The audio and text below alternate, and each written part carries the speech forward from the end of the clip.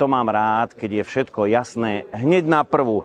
V expozícii No Tent teda nebudeme prespávať v stane, ale ukážeme vám spôsob kempingu a karavaningu v aute, ale bez toho, aby sme mali stan na streche alebo stan vedľa. To znamená, všetko sa deje v aute a bez toho, aby ste ho museli prerábať na nejaké špeciálne kempovacie. A ešte jedna vec sa mi na koncepcii No Tent páči, a to je vlastne to, že autori si museli najskôr všetko vyrábať pre svoje potreby a z toho zišli produkty, ktoré teraz ponúkajú a predávajú.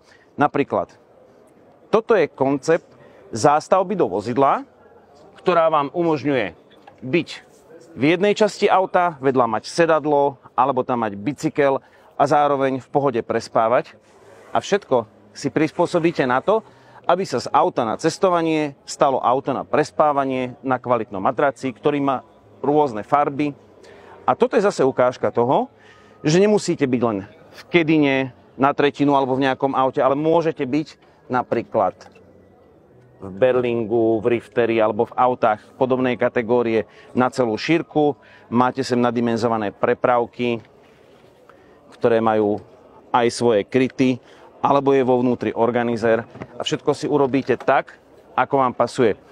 A táto vychytávka ma dostala nádherné, robustné, kovové ohnisko.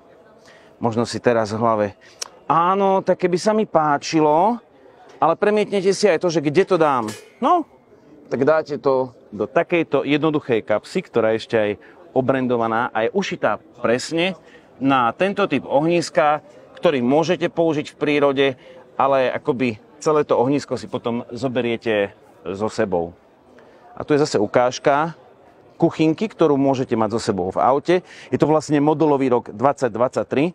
A ja som ju tu chcel otvoriť, ale asi bude najlepšie ukázať si to rovno v aute. A ako dlho trvá prestavba z osobného auta, trebárs 5-miestneho na spanie, tak môžete počítať spolu so mnou. Teraz natiahneme matrac. No, teraz mi je aj ľúto, že som predal Traveler, pretože už by som mohol spať. A aby mi sem nešlo svetlo alebo zima, tak je tu takáto 7-vrstvová izolácia na okna. Paráda, poďme ešte do kuchyne. Vítajte v kuchyni, ktorú si vozíte so sebou. Takto ju môžete vytiahnuť na koľajničkách.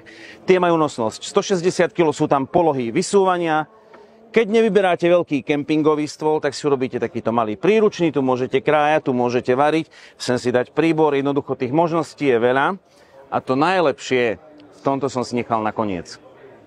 Uskladnenie, lebo mňa vždy zaujíma, čo s tým urobíš, keď to v aute nepoužívaš. Čiže priestorovo nenáročné a ešte množstvo doplnkov, vrátane napríklad držiaku, ktorý zafixuje otvorené okno a rôznych detailov. A tiež sa mi páči, že sú to veci vyrobené autormi, žiadny dovoz, prekup. My to vyrábame, tzv. Made by me.